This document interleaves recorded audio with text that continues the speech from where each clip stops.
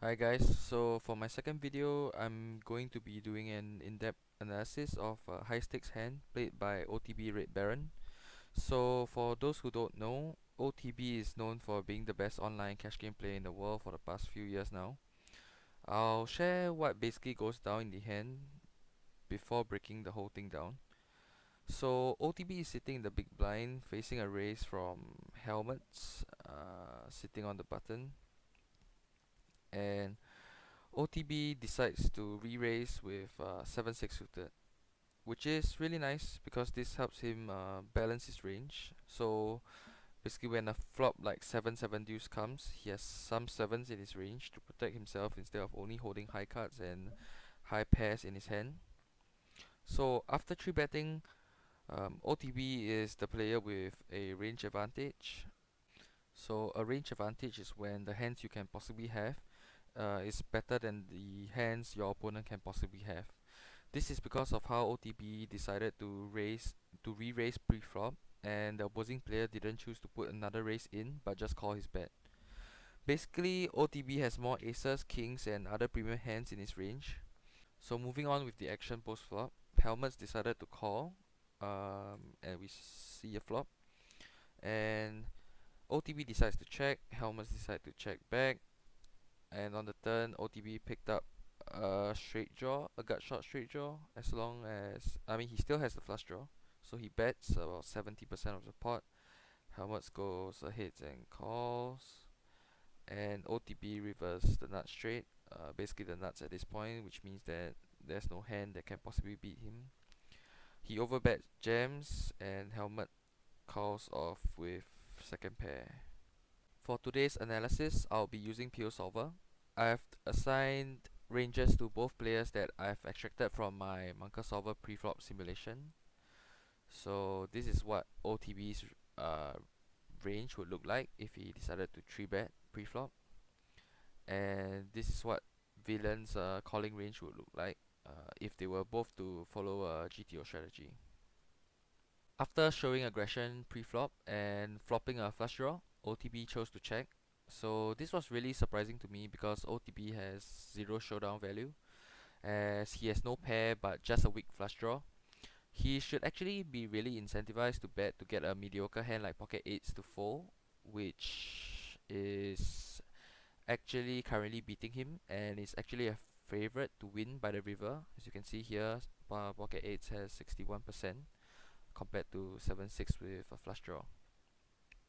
But after doing some calculations on PIO Solver, PIO Solver is actually pretty indifferent between betting or checking. If you look at the bottom right, you can see 7-6 of diamonds has pretty similar EV.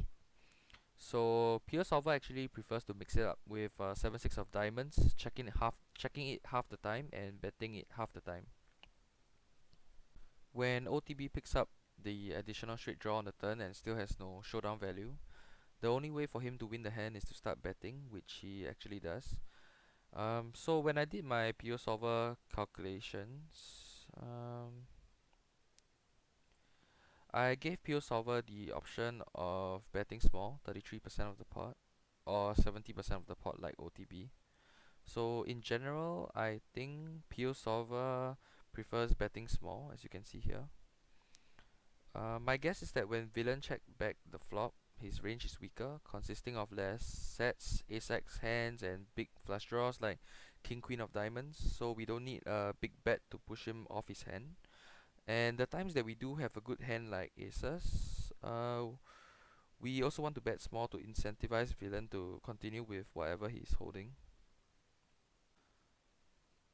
When we reach the river is actually the most interesting part of the hand.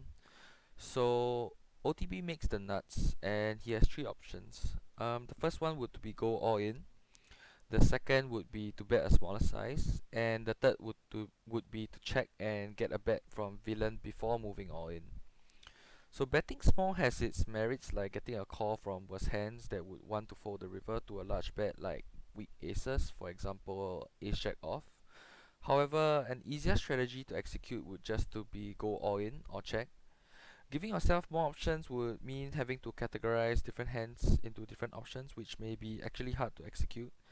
It can also lead us to possibly being exploited. Most players simply bet smaller when they have a mediocre hand and go all in with a good one. Moving on to the other option, which is to check and bait a bet from villain. It's very hard to imagine any hand that villain actually wants to decide to check the flop, call the turn, and bet himself on the river. His range mostly comprises of weak aces at this point and some 10x. These hands would look to call a bet and check back on the river if checked to, so this option might not be a really good one. So it now leaves us with the final option of going all in. In my opinion, this is the best play as OTB is polarizing himself to having a very strong hand or air. OTB probably recognizes this after the hand is being played out this way, that villain doesn't really have a very strong hand, and if OTB bets small, he actually turns his hand face up by screaming to the opponent that he has a hand like ace king or ace queen that is looking for some thin value. But if he goes all in and polarizes his hand, villain might actually be more compelled to call with a weaker ace x hand like ace jack previously we discussed, and betting larger might actually get a weaker hand to call in this scenario. This 7-6 of diamonds hand is also pretty perfect as he holds 2 diamonds in his hand. This means that the chances of villain holding 2 diamonds is lower and that villain doesn't have a draw but a mate hand. If OTB wasn't holding 7-6 of diamonds but 7-6 of hearts, he might actually want to check and bait a bet because there is a higher chance that villain has missed diamonds and is now looking to bluff the river. That's all for today's video. Thanks for watching. Bye guys.